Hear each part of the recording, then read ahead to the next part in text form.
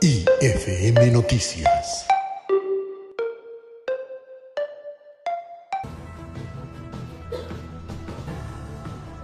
También contamos con la colaboración de España, Portugal, Andorra, Italia, Países Bajos y últimamente países como Serbia y Albania, afectados por los flagelos del narcotráfico y la trata de personas. Estamos observando que esta lucha contra la corrupción y la criminalidad organizada dentro y fuera del país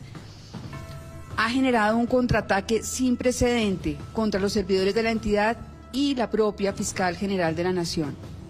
La decisión anunciada ayer por el Ministerio Público de Guatemala es una más de estas manifestaciones. Como lo expuso al término de su visita a Guatemala el pasado 23 de mayo, la relatora especial de las Naciones Unidas sobre independencia de magistrados y abogados, Margaret Satterwhite, existen graves preocupaciones institucionales respecto del liderazgo de la oficina de la Fiscal General de ese país desde 2018 por el posible abuso del derecho disciplinario para sancionar a los jefes de unidades especializadas que conocían de casos de corrupción, derechos humanos o justicia de transición, a veces en momentos claves de casos de alto perfil, o respecto de fiscales encargados de investigaciones especialmente delicadas o con conexiones políticas, lo cual plantea preocupaciones sobre presiones o represalias por la labor desempeñada en estas materias. La alta funcionaria del Sistema de Naciones Unidas mencionó igualmente la existencia de un patrón preocupante de utilización del derecho penal para intimidar y acallar la voz de quienes defienden los derechos humanos, combaten la corrupción o quieren cuestionar los poderes establecidos, entre ellos más de 60 operadores de justicia, periodistas, autoridades indígenas, líderes estudiantiles y miembros de las comisiones de postulación, acusados de numerosas acciones jurídicas que se repiten y se solapan, basadas en hechos muy gaseosos y por delitos muy generales, como abuso de autoridad u obstrucción a la justicia.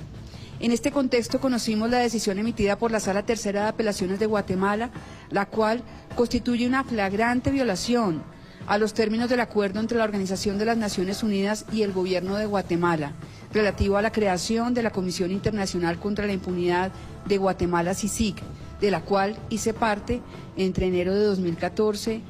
y noviembre de 2017 como jefe del Departamento de Investigación y Litigio.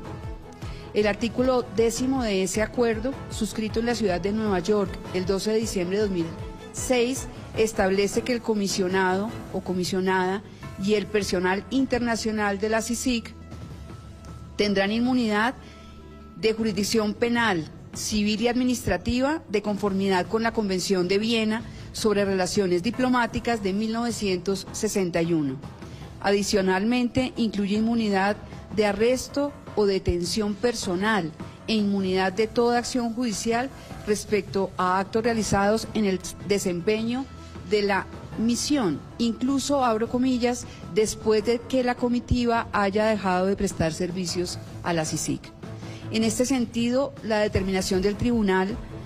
de Apelación desconoce los parámetros del derecho internacional y los derechos humanos, carece de sustento jurídico y pone en riesgo la colaboración decidida entre países y organismos internacionales para luchar contra la impunidad, la corrupción y los flagelos criminales que debilitan las democracias. Se basa en una interpretación descontextualizada de los logros obtenidos en el caso Odebrecht por la Fiscalía Especial contra la Impunidad de Guatemala, dirigida por su entonces jefe Juan Francisco Sandoval Alfaro, acompañado por personal nacional e internacional de la CICIG, entre el que me encuentro.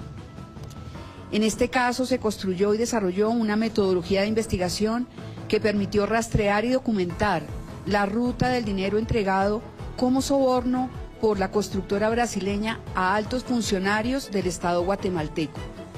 El rigor y la solidez de esa investigación generaron la reacción de los corruptos involucrados que pretenden desprestigiarla. Por eso, más allá de la inmunidad que me ampara e impide la expedición de la orden de captura internacional, que ayer se dio por tramitada sin estarlo, y que no será emitida teniendo en cuenta el comunicado del Gobierno de Guatemala que rechaza la petición del Ministerio Público de ese país, me cobija a mí la tranquilidad de mi inocencia en los hechos que con sesgo político se me atribuyen. Las actuaciones que se cuestionan, como cruzar correos o asistir a reuniones en que se discutían los términos de colaboración eficaz a que se sometieron los altos directivos de Odebrecht, fueron la base para entrega de importante información sobre los receptores de coimas pagadas y del compromiso que la multinacional asumió de reconocer para el Estado de Guatemala una indemnización por 16.5 millones de dólares por los actos de corrupción que promovió. La inmunidad no significa impunidad. Claro es que yo puedo ser investigada, pero observando las formas propias del debido proceso internacional. Es más dañino difundir rumores y dejar un manto de dudas sobre mi conducta, que ni en esa época ni ahora pueden ser cuestionadas.